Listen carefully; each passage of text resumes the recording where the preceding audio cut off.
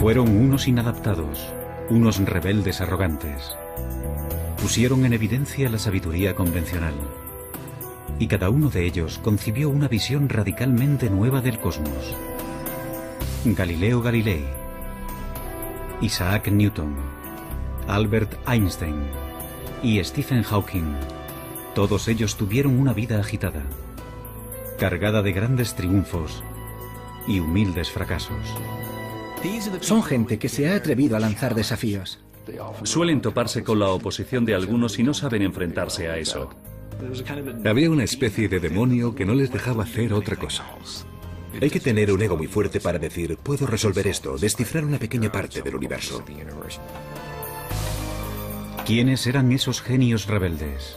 ¿Y qué secretos escondían sus mentes para permitirles concebir lo inconcebible y poner de manifiesto la belleza y singularidad del universo?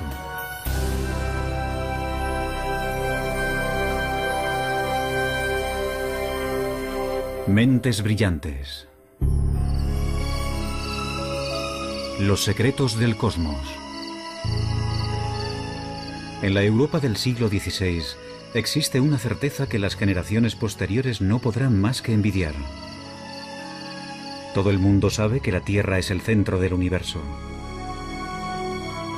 Pero esa visión tan alentadora de nuestro mundo se está empezando a resquebrajar. Y uno de los principales causantes de ello es el autoproclamado genio Galileo Galilei. Galileo era un hombre engreído que tenía su carácter. Esa clase de persona que tiene amigos muy íntimos y muchos enemigos. Tenía un ingenio muy agudo, una mente privilegiada, y eso le permitió examinar algunos de los misterios más recónditos del universo. Ese científico ambicioso, demasiado seguro de sí mismo, le dará un vuelco al mundo, aunque pagará un precio muy alto por ello.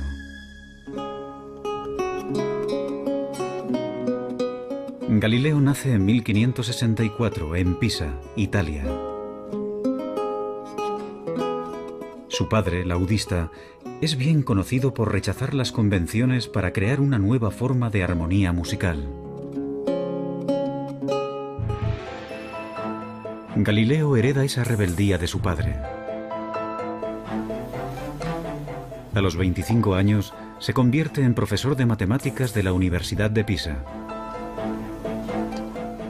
Pero cada vez se muestra más insolente con sus colegas, que todavía instruyen en las teorías científicas del filósofo griego Aristóteles, casi 2000 años después de su muerte. No olvidemos el hecho de que antes de Galileo no había ciencia tal y como nosotros la conocemos.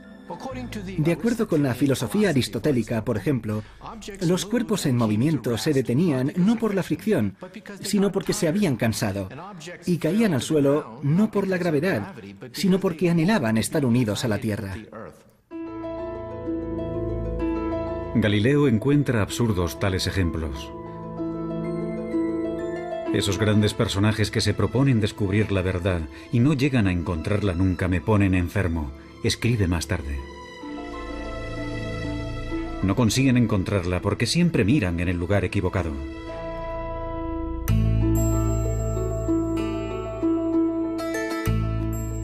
Galileo está a punto de frustrar una creencia milenaria. La intuición le dice que los cuerpos no se mueven por deseos, sino por leyes matemáticas que subyacen al movimiento. Y da un paso más allá que resulta impensable. Intenta descubrirlas por medio de experimentos, algo que poca gente había hecho antes. Comienza estudiando la caída de los cuerpos. A continuación, el físico Stephen Hawking. Galileo afirma que unas observaciones sencillas, como dejar caer unos pesos desde determinadas alturas, demuestran que las cosas no funcionan como habían dicho los antiguos griegos. Mucha gente debía de haberse dado cuenta de ello, pero habían llevado a cabo observaciones imperfectas. Por primera vez en la historia, Galileo empieza a establecer unas leyes básicas del movimiento, tales como el hecho de que la velocidad viene determinada por el tiempo y la aceleración. Una de las genialidades de Galileo consistió en reducir la aceleración de la gravedad. Se fabricó un plano inclinado para dejar caer por él una bola. De esa manera se podía observar claramente cómo un cuerpo coge velocidad a medida que desciende, así que él introduce el concepto de aceleración. A nosotros nos parece muy obvio y lógico, pero supuso un avance matemático clave, entender el movimiento en esos términos. Por ser el primero en utilizar experimentos, más tarde Albert Einstein lo llamaría el padre de la física moderna. Galileo abrirá el camino que después seguirán Newton y Einstein. La búsqueda de las leyes matemáticas que se esconden tras cualquier movimiento.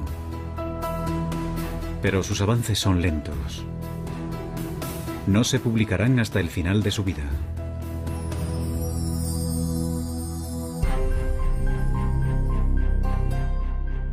A los 45 años, Galileo continúa siendo un matemático mal pagado. Pero la ambición y la arrogancia le catapultan pronto a la fama y también a su perdición.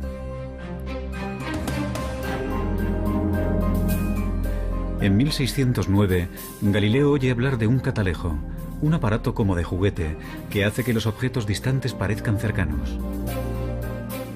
Decidido a sacar provecho del invento, aprende rápido a fabricar lentes. En pocas semanas, llega a Venecia con un telescopio que presenta como su propio invento. Impresiona de tal forma a la marina veneciana que sus superiores le doblan el salario. Galileo no se molestó en decirles que aquel instrumento ya se estaba presentando y vendiendo en muchos otros lugares. De hecho, se llevaron una gran desilusión al descubrir que no era un invento exclusivo de Galileo. Pero, bueno, tampoco se le puede reprochar nada, simplemente fue un buen negociante.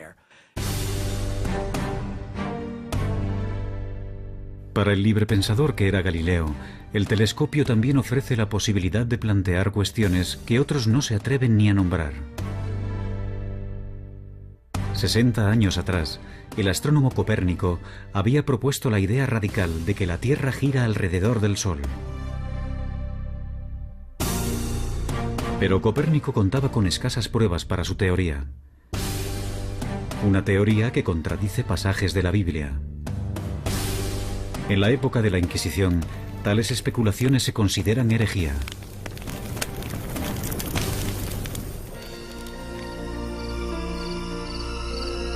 No obstante, Galileo no se detiene. Será el primer astrónomo que observará el cielo con un telescopio. Y ve el universo como nunca antes se había visto. Se siente fascinado por el hecho de que el telescopio pueda abrir mundos totalmente nuevos. Realiza dibujos y diagramas con la sensación de que no lo hace lo suficientemente rápido. Noche tras noche, Galileo se afana en su trabajo y realiza un hallazgo asombroso. Descubre 4 lunas orbitando alrededor de Júpiter. La prueba de Galileo de que no todos los cuerpos celestes se encuentran en la órbita de la Tierra sirve de gran apoyo para la teoría de que la propia Tierra podría girar en torno al Sol. Pero contradecir la Biblia es jugar con fuego.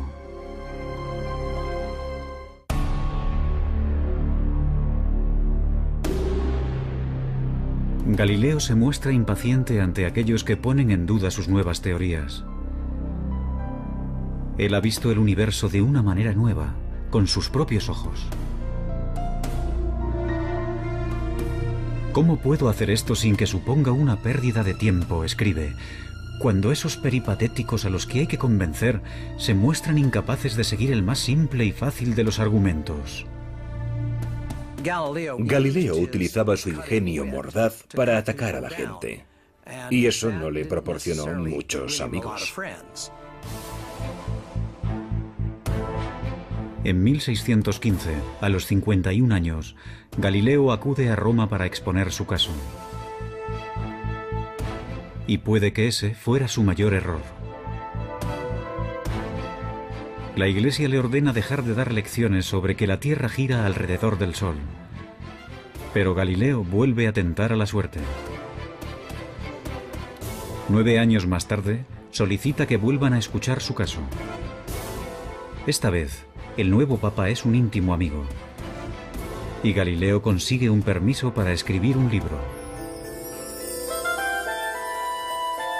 Siguiendo su costumbre de desdeñar a los oponentes, Galileo escribe un diálogo en el que personajes vagamente disfrazados ofrecen argumentos a favor y en contra de su teoría. En sus libros está muy claro quién es el listo, quién es el que hace el papel de Galileo, mientras que los aristotélicos se presentan como los tontos. En 1633, la Inquisición ordena arrestar a Galileo. La Iglesia le acusa de herejía. Pero quizás la verdadera razón por la que enjuician a Galileo es que ha ido demasiado lejos en sus esfuerzos por persuadir. En su diálogo, ha puesto el argumento favorito del Papa en boca de un personaje ridículo. Gente cercana al Papa le advirtió de que en su libro Galileo había intentado que pareciera un estúpido. Y perseguir sistemáticamente a Galileo y mantenerle en arresto domiciliario para el resto de su vida fue una decisión personal del mismo Papa. En realidad no fue idea de la Iglesia, fue una decisión personal del Papa por una profunda ira hacia un amigo. Galileo espera un simple acuerdo.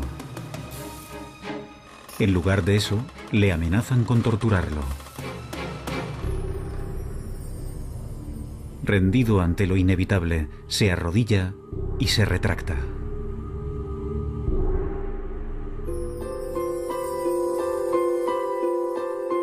Durante sus últimos 8 años de vida, Galileo vivirá bajo arresto domiciliario. Es un hombre destrozado. Su defensa de que la Tierra gira alrededor del Sol le hará eminentemente famoso. Pero para los científicos que le suceden, su mayor logro es otro.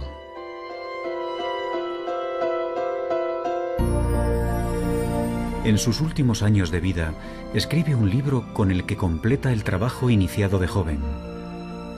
En él, demuestra que es posible utilizar las matemáticas para analizar el movimiento.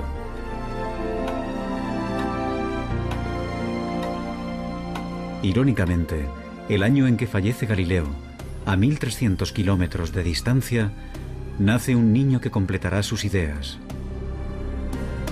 También será uno de los científicos más extraños de todos los tiempos.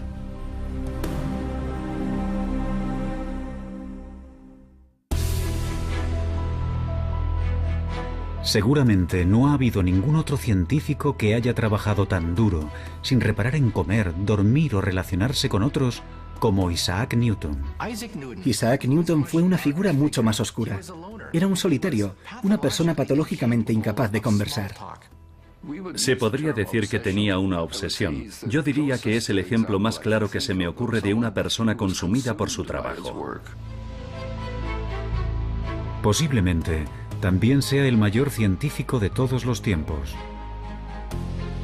A su nacimiento, la física es un campo prácticamente inexplorado. Antes de morir, descifra con exactitud las leyes que describen cualquier tipo de movimiento, desde la caída de una manzana hasta las órbitas de los planetas.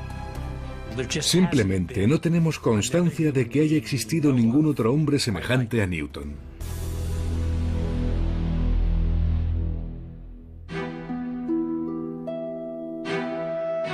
En 1642, Isaac Newton nace en un pueblo remoto de Inglaterra. La suya será una infancia desdichada.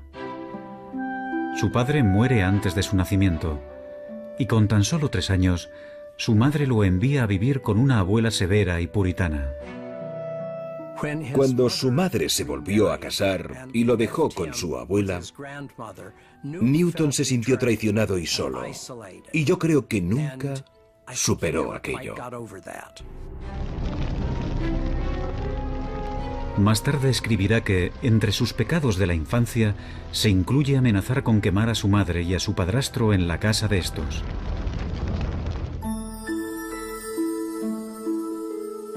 A Newton no siempre le va bien en la escuela. Pero despierta la curiosidad en el pueblo porque construye aparatos mecánicos extraordinarios, como molinos de viento.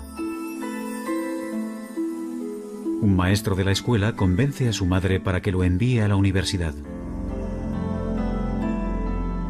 En el Trinity College de Cambridge, la mayoría de los estudiantes se dedican más a beber y a la juerga que a estudiar. Newton prefiere aislarse y permanecer solo. A su alrededor había un montón de gente que no tenía ni el más mínimo interés por los libros, gente que procedía de familias acomodadas. Debía de sentirse totalmente fuera de lugar, y sabiendo cómo actúan los estudiantes, supongo que lo consideraban el bicho raro. Newton es un puritano obsesionado con el pecado. Se autoimpone un estricto control emocional y sexual, y lleva una existencia solitaria, monacal. Newton era muy diferente a Galileo, porque era la persona más reservada de la que hayas podido oír hablar nunca. No se molestaba en intentar hacer amigos, y le resultaba difícil relacionarse, simplemente se apartaba de la gente. En toda su vida no tuvo aventuras amorosas ni apenas amigos. Algunos estudiosos especulan sobre una posible homosexualidad de Newton. Otros opinan que quizás, simplemente, decidió que no tenía tiempo para nada que no fuera trabajo. Se cree que murió virgen.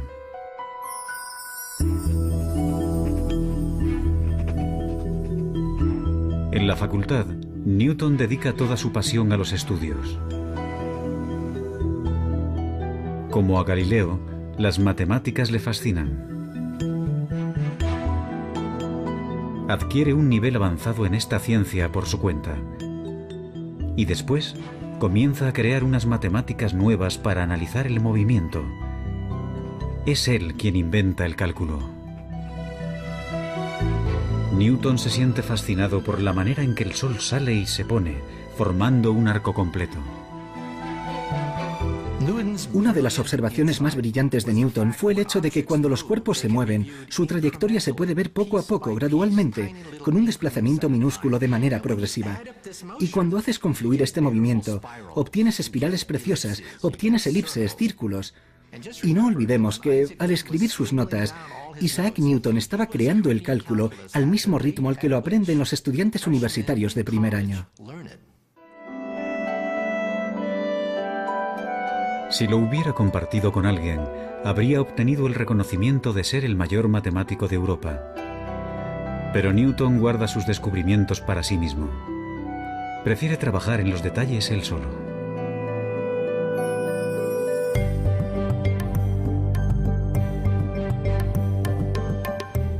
Algunos años después, a los 24 años, Newton está viviendo en casa de su madre. En ella, tendrá la inspiración que revolucionará totalmente la física. Desvelará el misterio del movimiento de los planetas.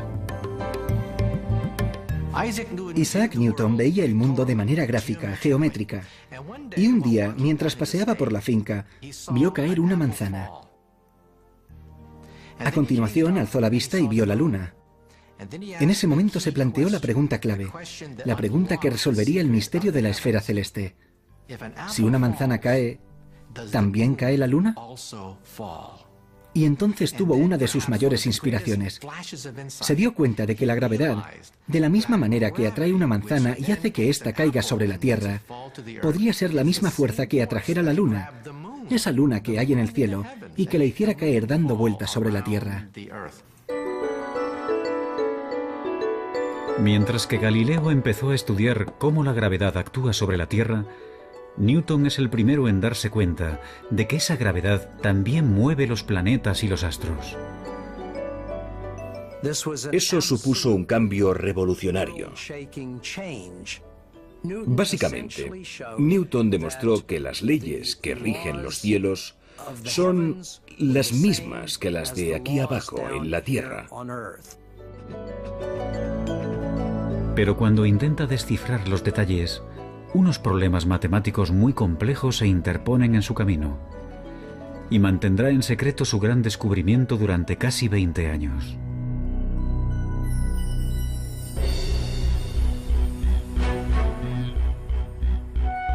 Pronto Newton se convierte en profesor de matemáticas en la Universidad de Cambridge. Sus responsabilidades docentes son reducidas y pasa las 24 horas del día investigando en el campo de las matemáticas y la física. Sus colegas no tardan en reparar en su genialidad, así como en su extraña y esquiva naturaleza. En 1672, gracias al invento de un nuevo telescopio, Newton es admitido en la Royal Society, la asociación inglesa de los científicos más destacados. Halagado, permite que publiquen un artículo brillante sobre óptica. No obstante, cuando el gran físico Robert Hooke, equivocado, pone en duda su teoría, Newton entra en cólera y amenaza con abandonar la asociación. Su reacción ante las críticas es casi siempre explicar cuidadosamente por qué lo que acaba de decir la otra persona es una completa estupidez. Tenía una personalidad extremadamente frágil. Como ha dicho uno de sus biógrafos, o mandaba o se enfadaba. Y pasaba mucho tiempo enfadado.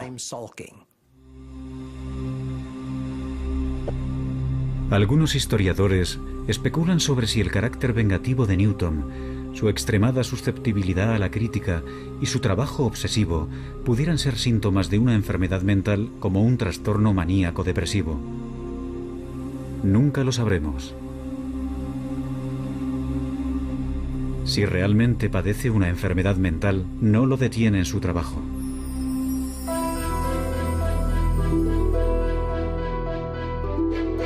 A los 42 años, le piden que resuelva un problema que mantiene desconcertados a los mejores físicos de Inglaterra. ¿Cómo describir matemáticamente la órbita de los planetas alrededor del Sol? Invadido por la inspiración, Newton se encierra en su cuarto y comienza a trabajar en su gran obra maestra. Como a Galileo, le guía una fuerte intuición. Ahora se dispone a descifrar matemáticamente las leyes de la gravedad, una tarea que había iniciado en años anteriores. Durante casi 2 años, no se comunica apenas con nadie. El único ejercicio que realiza es pasearse por la habitación. Dormía muy poco y se pasaba 18, 20 horas al día trabajando. Se saltaba las comidas. Solo escribía. Tenía el poder de sentarse en la silla y no distraerse, concentrarse, obsesionarse con un problema durante años, sin parar, hasta que lo resolvía. Al final, Newton reaparece con una obra maestra que transformará el mundo, los Principia. Puesto que es un simplista inquebrantable, Newton se centra en los fundamentos básicos. Desvela cómo la masa interactúa con la fuerza, la inercia y la aceleración.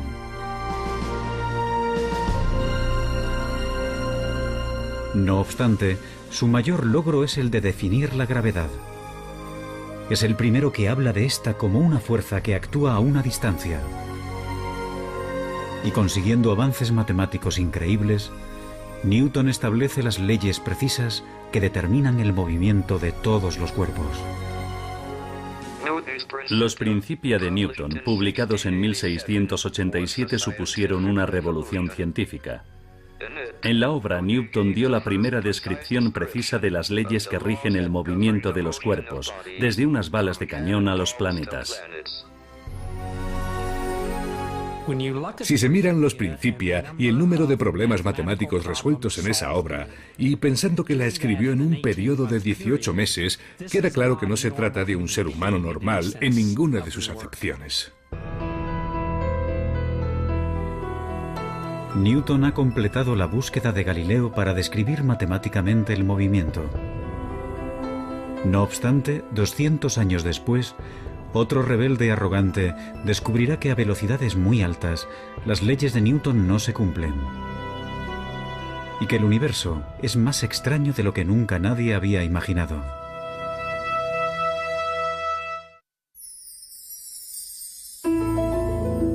A los 16 años, Albert Einstein se plantea una pregunta muy simple.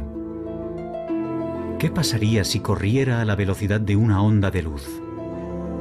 ¿La luz parecería estar quieta?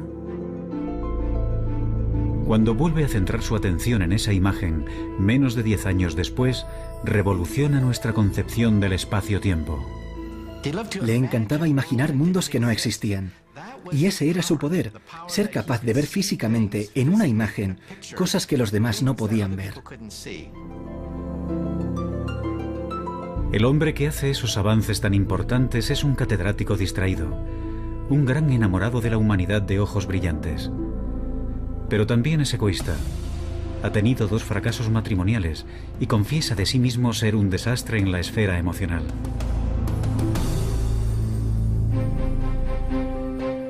Albert Einstein nace en 1879, en el sur de Alemania, en el seno de una familia judía de clase media.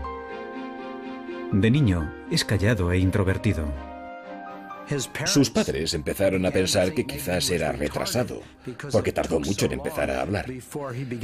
Pero simplemente, según parece, estaba muy ocupado pensando.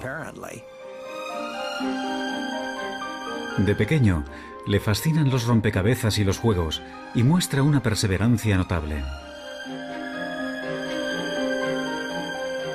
A los 9 años, construye una torre de cartas de 14 pisos de altura. Dicen que de niño estaba siempre al helado, así que los demás niños se burlaban de él. Vivía aislado en el mundo de los libros, en el mundo de las ideas. En 1896, con 17 años, Einstein es admitido en la ETH, una universidad politécnica de Suiza, pionera en investigaciones en todo el mundo.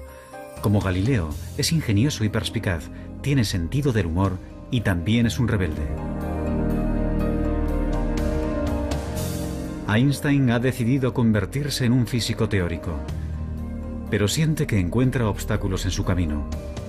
Su profesor de física, el señor Weber, no está interesado en las últimas teorías más vanguardistas sobre la luz y la electricidad. Aprueba los exámenes con los apuntes que le deja un amigo y se gradúa con unas notas muy normales.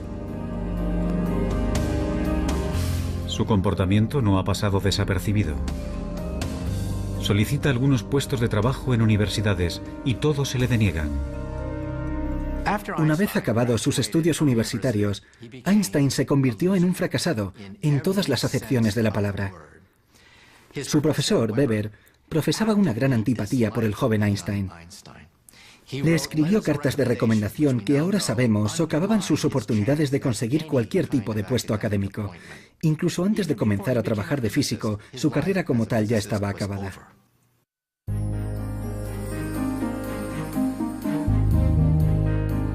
Dos años después de abandonar la universidad, Einstein encuentra por fin un trabajo como empleado en una oficina suiza de patentes. El puesto no tiene nada que ver con la física teórica, pero ese trabajo, aparentemente sin porvenir, será su salvación.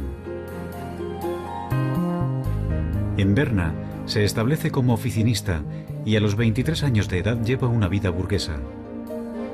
Contrae matrimonio con Mileva Marik, una compañera de la universidad. Afortunadamente, el trabajo no exige demasiado esfuerzo y le permite dedicar tiempo a analizar cuestiones vanguardistas sobre física, tales como la naturaleza de la luz. Otros ya habrían tirado la toalla y habrían abandonado la idea de una carrera como físicos. Parece como si se tratara de alguien que estaba poseído por un demonio intelectual que no le permitía hacer otra cosa. Ahora Einstein vuelve a pensar en aquella sencilla imagen que le vino a la mente por primera vez en el instituto. ¿Qué pasaría si corriera a la velocidad de una onda de luz? Tanto Isaac Newton como Einstein tenían esa asombrosa habilidad para crear imágenes sencillas que hasta un niño podría entender y extraer de ello imágenes que cambiarían nuestra visión del universo. Según Newton, la velocidad de un rayo de luz debería mostrarse más lenta que alguien corriendo a su lado. No obstante, la luz no parece obedecer a las leyes de Newton. Einstein dice que un rayo de luz se aparta de ti a la velocidad de la luz. Por mucho que corras, nunca lograrás alcanzarlo. Por mucho que aceleres, aunque pises a fondo, el rayo de luz seguirá apartándose de ti a la misma velocidad. ¿Cómo es posible que no se pueda alcanzar un rayo de luz? Ahora, como Galileo y Newton antes que él, Einstein cuestiona implacablemente supuestos que nadie más se atreve a discutir. Si la velocidad de la luz nunca cambia, entonces tiene que haber algo más. Ya lo tenía. El tiempo es relativo, depende de la velocidad a la que te mueves. Y esa idea supuso una auténtica revolución. Einstein ha descubierto que las leyes de Newton solo se cumplen si se aplican a ámbitos de la experiencia cotidiana. Cuando los cuerpos viajan a una velocidad cercana a la de la luz, el sentido común ya no funciona. Las distancias se alargan y el reloj avanza más lentamente. Newton, perdóname, escribe Einstein más tarde. Con tan solo 26 años, desmonta las leyes del movimiento de Newton con su teoría de la relatividad. Con preguntas como las que haría un niño e imágenes sencillas, Einstein cambió la visión del mundo.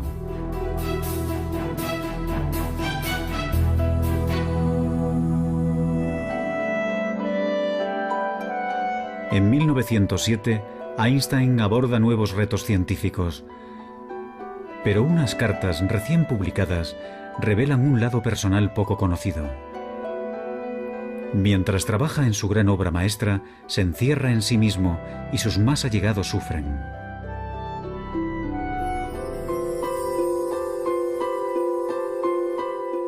La mujer de Einstein, Mileva, también fue una estudiante de física que soñaba con sus propios logros científicos. Pero ahora, mientras que Einstein da clases y colabora con otros científicos, Mileva apenas lo ve. Teme estar perdiendo tanto a su marido como su sueño.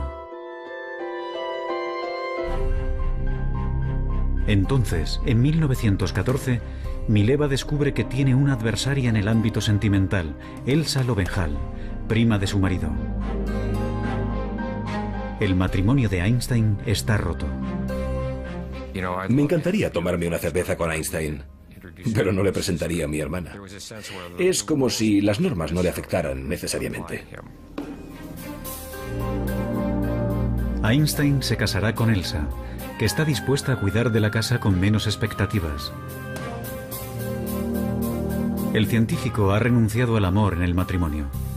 La ciencia está por encima de todo.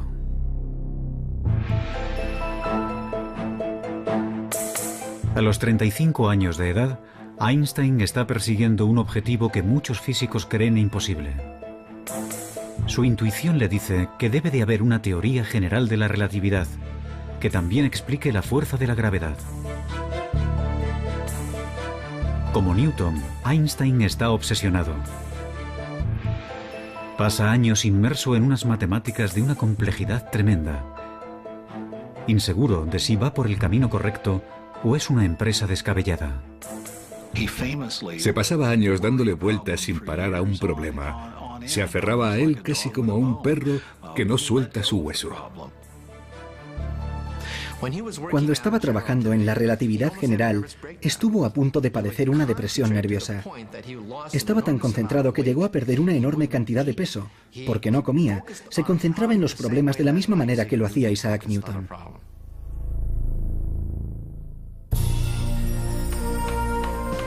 Al final, en el otoño de 1915, Einstein se da cuenta de que lo ha resuelto.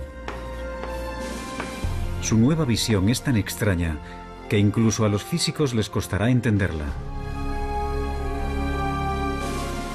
Demuestra matemáticamente que la masa y la energía curvan el espacio-tiempo. Un cuerpo inmenso como el Sol deforma tanto el espacio-tiempo que un planeta cercano se mueve a su alrededor con una trayectoria curva. Para Newton parecen atraídos por una fuerza. Pero eso es tan solo una ilusión. El mismo fenómeno se cumple en la Tierra. Los cuerpos, que parecen atraídos por una fuerza gravitatoria, en realidad están viajando por un espacio-tiempo deformado. La teoría general de la relatividad de Einstein cambió para siempre nuestras ideas sobre el espacio-tiempo. Es tan bonito que tiene que ser cierto. Einstein llega a una serie de ecuaciones que rigen la curvatura espacio-tiempo. Unas simples líneas describen el movimiento de las galaxias y el destino del universo. Los físicos, cuando miramos las ecuaciones de Albert Einstein, nos ponemos a llorar. Lloramos porque son increíbles. El hecho de que el movimiento de los cuerpos celestes, con todas sus curvas, curvaturas del espacio-tiempo y todo eso, se pueda resumir en una ecuación de 5 centímetros, es impresionante. Es increíble y precioso. Aunque Einstein continuará trabajando hasta el día de su muerte, a los 40 años ha completado su mayor obra.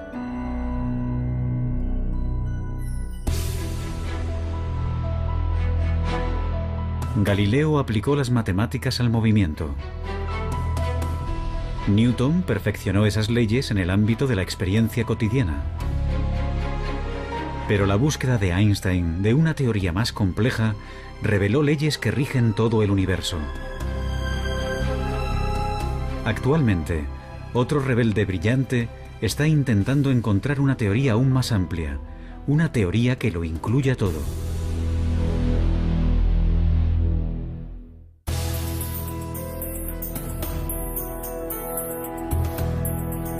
Ningún otro científico ha sacudido los pilares de la física como Galileo, Newton o Einstein.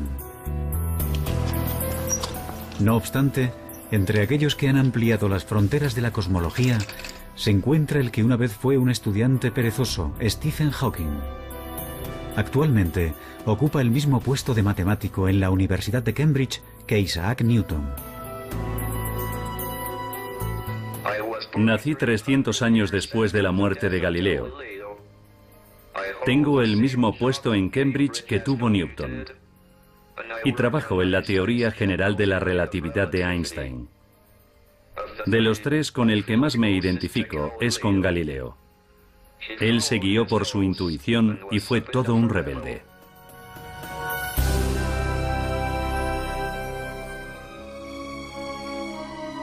Stephen Hawking nace en 1942 en Oxford, Inglaterra.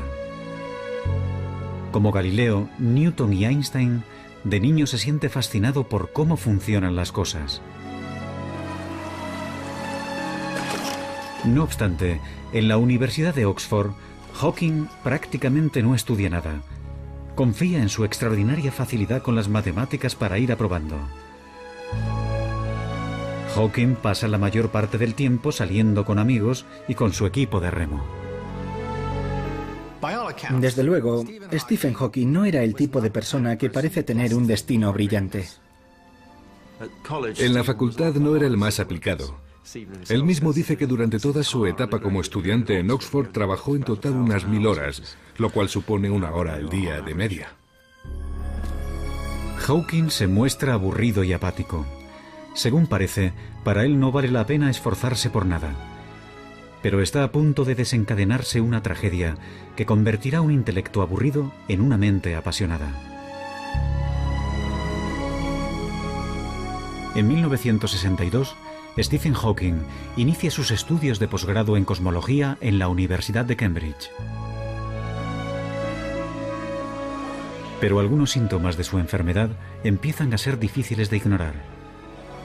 Un ligero defecto del habla,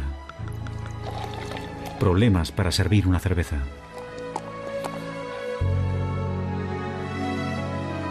Los médicos le dicen que tiene ELA, esclerosis lateral amiotrófica, comúnmente denominada enfermedad de Lou Gehrig. Las regiones del cerebro que controlan el movimiento se le están atrofiando. Y no tiene cura.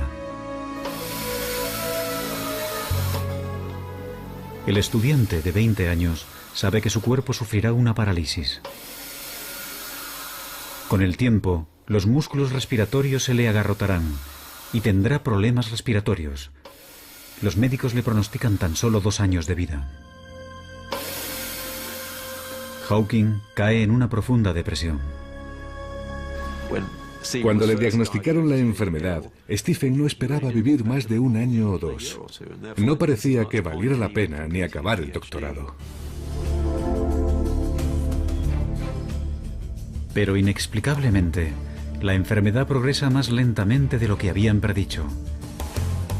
Conoce a Jane Wilde, la mujer que se convertirá en su esposa, y encuentra un propósito en la vida. Soñé que me iban a ejecutar, escribe. De repente me di cuenta de que había muchas cosas que valía la pena hacer si me concedían un aplazamiento.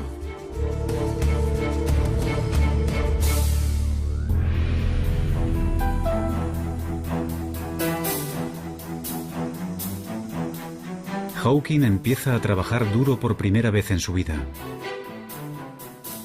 Y para su sorpresa, se da cuenta de que le gusta. A principios de los 70, Stephen Hawking es un reputado cosmólogo. Está postrado en una silla de ruedas. No obstante, se muestra obstinado. Nada le impedirá llevar una vida normal. Tiene hijos y trabaja intensamente. Y está a punto de realizar un gran descubrimiento que desarrollará la teoría de Einstein en una dirección inesperada.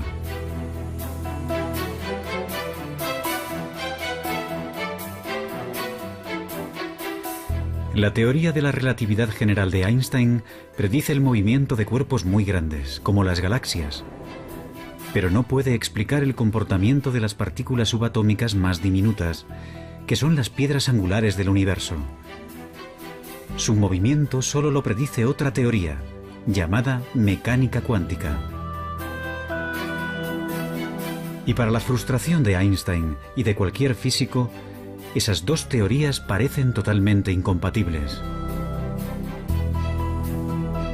Pero Hawking tiene la fuerza suficiente para abordar lo imposible. Cuando Stephen Hawking estaba realizando su trabajo pionero, había 2 bandos opuestos que se odiaban. Nunca hablaban entre ellos. Por una parte estaba el bando de los conservadores más acérrimos, los que mantienen la llama de Albert Einstein ardiendo con fuerza. En el otro bando estaban los teóricos cuánticos.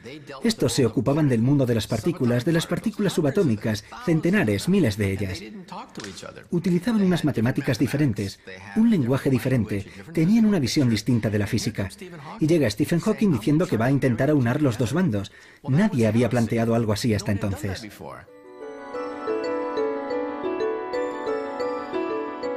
Hawking se pregunta, ¿qué pasaría si miráramos un agujero negro, un cuerpo inmenso, pero nos fijáramos en sus partículas más diminutas? Hawking, como Einstein, es extremadamente perspicaz. Tiene una intuición increíble para plantearse las preguntas clave y hacerlo del modo más adecuado. Los agujeros negros constituyen la predicción más extraña y radical de la teoría de la gravedad de Einstein. Teóricamente, cuando una masa se encuentra extremadamente concentrada, por ejemplo un astro comprimido en una bola de tan solo unos kilómetros de diámetro, el espacio de su alrededor se deforma tanto que la gravedad impide que algo se escape, incluyendo la luz. Un agujero negro es una región del espacio donde la gravedad es tan fuerte que la luz no se puede escapar. Es como una membrana de una sola dirección. Las cosas pueden entrar, pero nunca salir. Por eso se le llama negro. Ahora Hawking intenta algo que sus colegas asumen que es imposible. utiliza las ecuaciones de la teoría cuántica para analizar lo que les pasa a las partículas atrapadas por la gravedad en los márgenes de los agujeros negros. Para entonces ya no puede escribir. Si fuera un científico de laboratorio, su carrera ya habría acabado hace tiempo. Pero Hawking apenas ha utilizado siquiera un telescopio. Y para la teoría, lo único que necesita es su cerebro. Como Newton y Einstein, Hawking tiene un gran poder de concentración. Revisa una y otra vez en su cabeza largas y enrevesadas ecuaciones, comprobando y revisando constantemente sus cálculos. Tiende a pensar a través de imágenes y suele comenzar con alguna idea que cree acertada. Así que parte de ella. Tiene que confiar en conocimientos clave y saltos lógicos para compensar el hecho de que no puede comprobar línea por línea. Tiene un empuje tremendo, una tremenda determinación para llegar al fondo de las cosas. Los resultados que obtiene dejan a Hawking estupefacto. Los agujeros negros no están completamente aislados del resto del universo, tal y como se pensaba hasta entonces. Sus márgenes emiten unas diminutas partículas, ahora denominadas radiación de Hawking. Los argumentos son tan convincentes que ahora todo el mundo está de acuerdo en que los agujeros negros tienen que emitir radiación de Hawking. La radiación lleva consigo energía y masa, de manera que el agujero negro se va desvaneciendo poco a poco hasta desaparecer. Hawking ha demostrado que, como el agua en ebullición, los agujeros negros se van evaporando lentamente. Y no menos importante es su descubrimiento de que hay un caso en particular en el que la relatividad general y la teoría cuántica se pueden combinar con éxito. Mi descubrimiento de que los agujeros negros no son completamente negros, sino que brillan como los cuerpos incandescentes, fue el primer ejemplo que depende tanto de teorías a gran escala como de otras de escala más reducida. Cuando se publicaron los resultados fue precioso. Fue una sensación muy agradable. Solo hablar de ellos era como saborear un caramelo en la boca.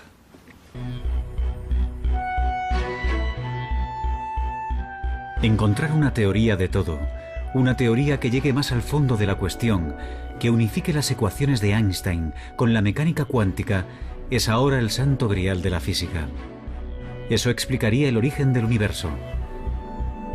Y Hawking ha creado nuevas esperanzas de que el rompecabezas definitivo se pueda resolver. El descubrimiento que hace Hawking sobre la radiación de los agujeros negros ha sido una pieza importante del rompecabezas, aunque todavía no sepamos cómo es el definitivo.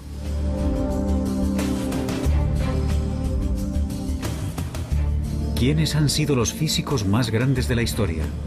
Unos patitos feos, rebeldes y distraídos, consumidos por una profunda intuición y sin temor a cuestionar los supuestos básicos más aceptados por todos.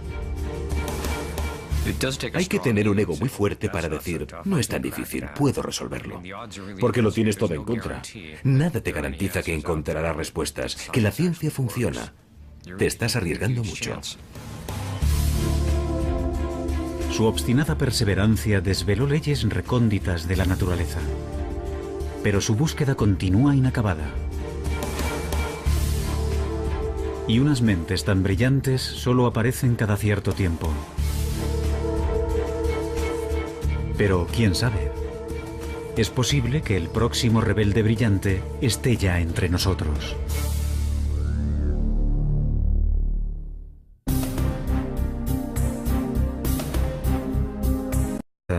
Es bien conocido por rechazar las convenciones para crear una nueva forma de armonía musical. Galileo hereda esa rebeldía de su padre. A los 25 años, se convierte en profesor de matemáticas de la Universidad de Pisa. Pero cada vez se muestra más insolente con sus colegas, que todavía instruyen en las teorías científicas del filósofo griego Aristóteles, casi 2000 años después de su muerte. No olvidemos el hecho de que antes de Galileo no había ciencia tal y como nosotros la conocemos.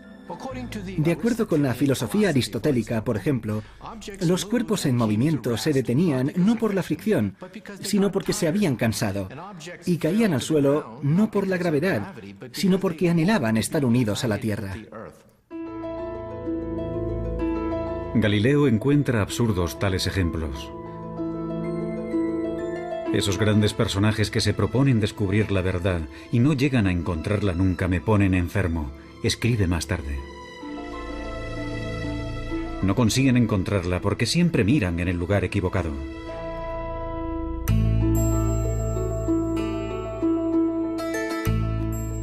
Galileo está a punto de frustrar una creencia milenaria. La intuición le dice que los cuerpos no se mueven por deseos, sino por leyes matemáticas que subyacen al movimiento. Y da un paso más allá que resulta impensable. Intenta descubrirlas por medio de experimentos, algo que poca gente había hecho antes. Comienza estudiando la caída de los cuerpos. A continuación, el físico Stephen Hawking.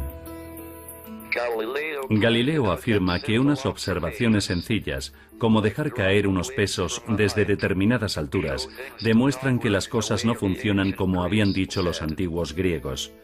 Mucha gente debía de haberse dado cuenta de ello, pero habían llevado a cabo observaciones imperfectas. Por primera vez en la historia, Galileo empieza a establecer unas leyes básicas del movimiento.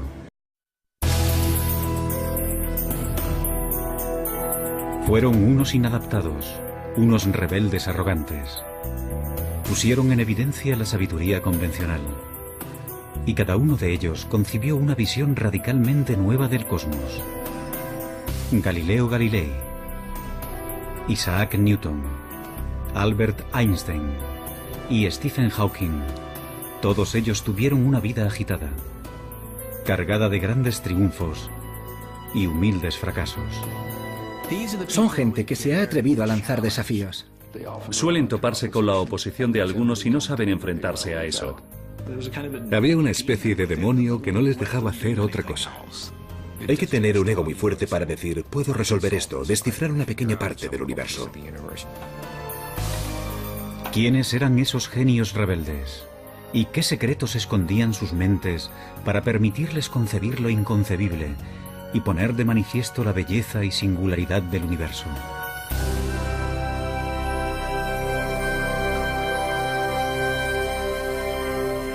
Mentes brillantes.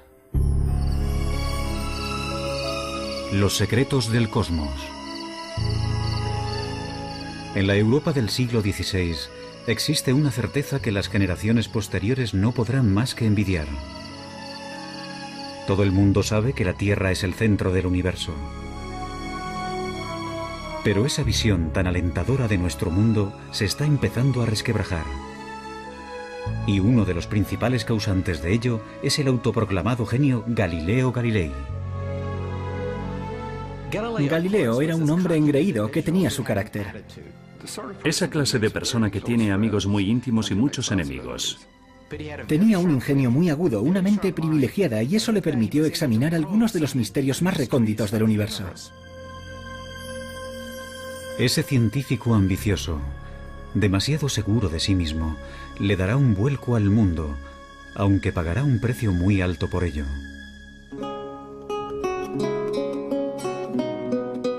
Galileo nace en 1564 en Pisa, Italia.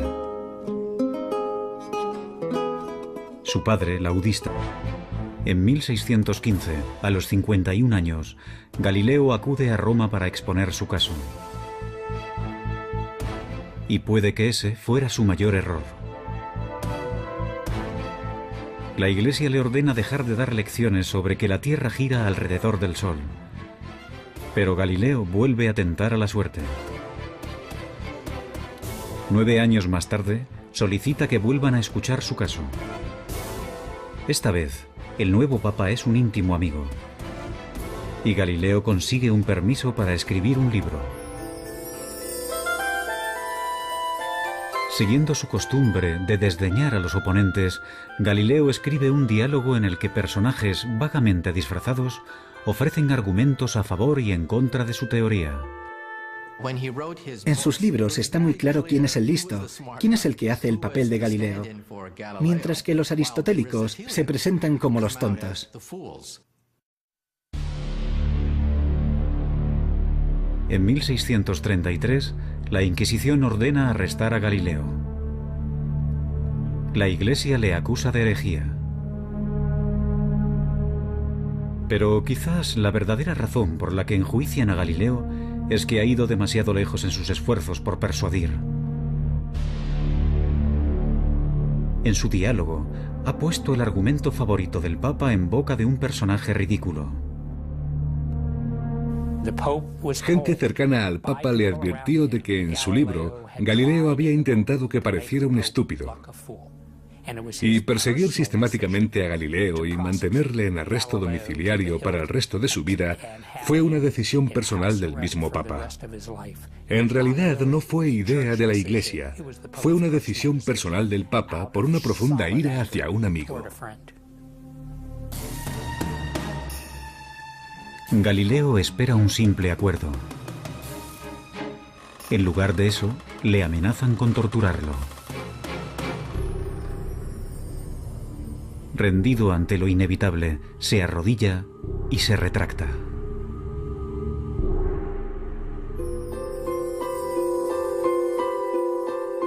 Durante sus últimos 8 años, para el librepensador que era Galileo, el telescopio también ofrece la posibilidad de plantear cuestiones que otros no se atreven ni a nombrar. 60 años atrás, el astrónomo Copérnico había propuesto la idea radical de que la Tierra gira alrededor del Sol. Pero Copérnico contaba con escasas pruebas para su teoría. Una teoría que contradice pasajes de la Biblia. En la época de la Inquisición, tales especulaciones se consideran herejía.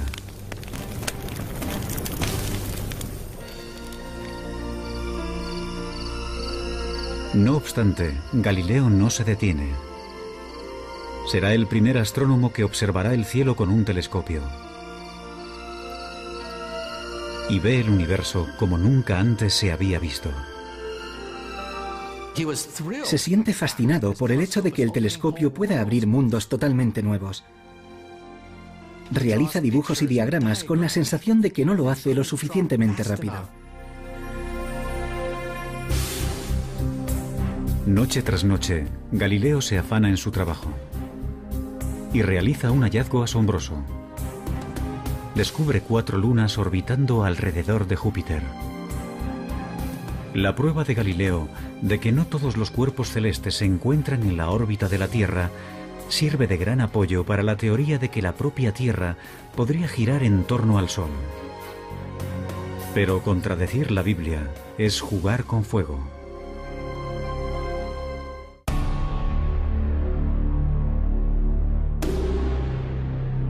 Galileo se muestra impaciente ante aquellos que ponen en duda sus nuevas teorías.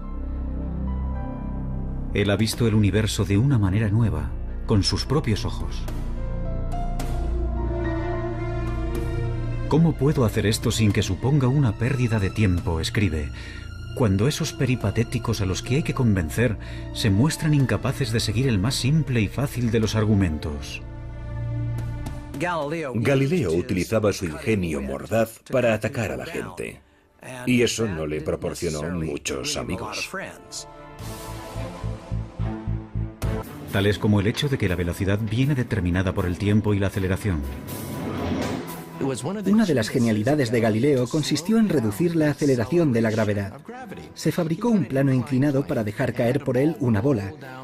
De esa manera se podía observar claramente cómo un cuerpo coge velocidad a medida que desciende, así que él introduce el concepto de aceleración.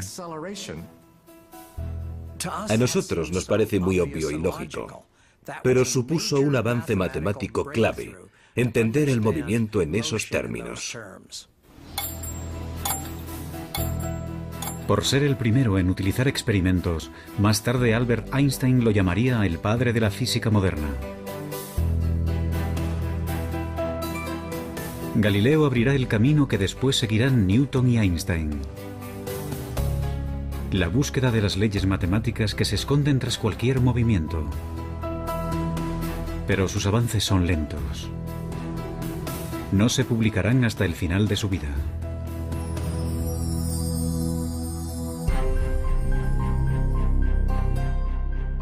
A los 45 años, Galileo continúa siendo un matemático mal pagado.